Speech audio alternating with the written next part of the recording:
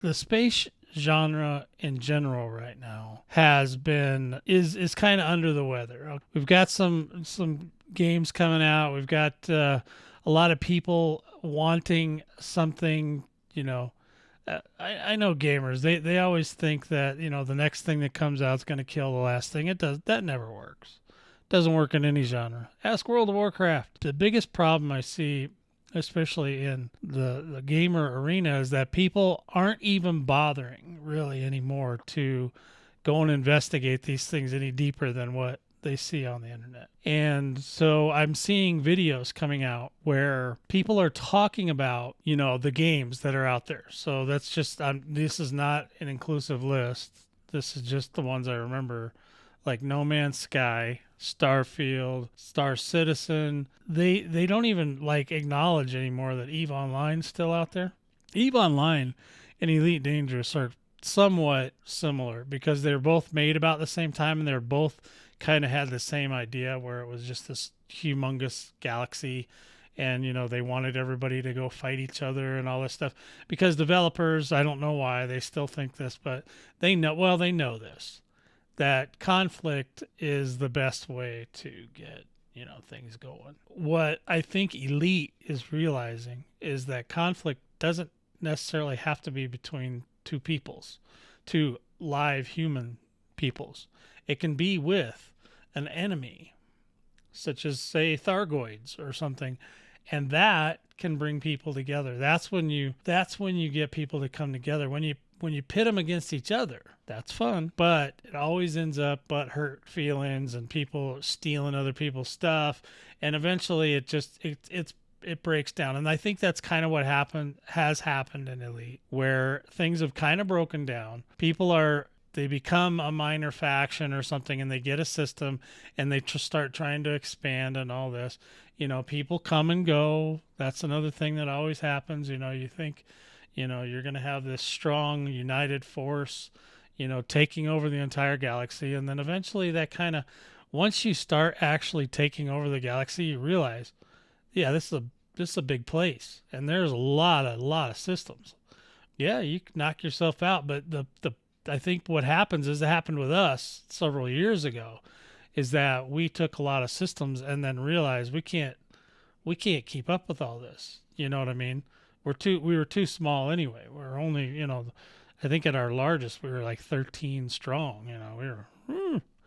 But we've always, any guild that I've been in charge of or a member of, I've always liked it smaller, because I've had larger guilds and they're very difficult to maintain. So when you expand on that, and then you give people free reign to take each other's things away from each other and suppress each other and do all that, that ends up hurting a lot of people's feelings. And eventually it kind of spreads like a little virus. People get disillusioned. And I think a lot of what's going on when I see these videos, people were disillusioned in the past. I mean, I was. And I left for a long time. And I left, like literally, I left for 7 years. But when I see these things and they talk about Elite Dangerous, they don't even include anything that came out before Horizons in their assessment of gaming today, or whatever, this game versus that game versus that game. I don't care which game you play, to me. But if you're going to review some games, at least go play them now. Because what's happened is, like, say with No Man's Sky launched horribly, right? And everybody knows that. Anybody that's ever played games, especially in the space genre, they know that thing launched horribly. It took them almost 2 years to bring it around. You know what I mean? With that launch, they had like massive refunds and all that, and it's taken them a long time, but now they seem to be pretty decent, right? What I've found is that there's a huge perception problem with Elite Dangerous. And this happens when an executive or the creator shares their ideas, just ideas, with the community, with the gaming community, because the gaming community is like, the internet never forget. Well, they remember everything that, like, David Braven ever said, promised, thought about, anything. They have all that stuff on speed dial, right?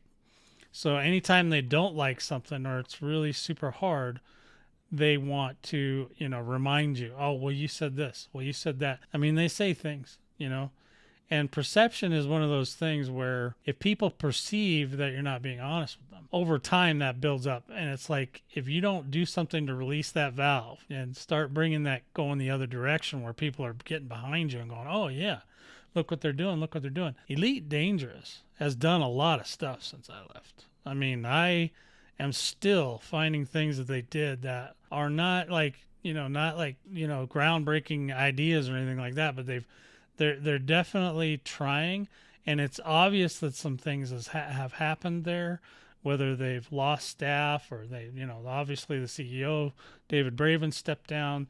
A lot of things going on there. There's a lot of things going on behind the scenes, and if the players notice any change, they're going to call it out immediately. Like say, for example, they went from having a bi-weekly live stream about the game to a monthly. And then they changed like the Galnet news to, well, whenever we got something to say. And those kind of things, when you do that willy-nilly, like, oh,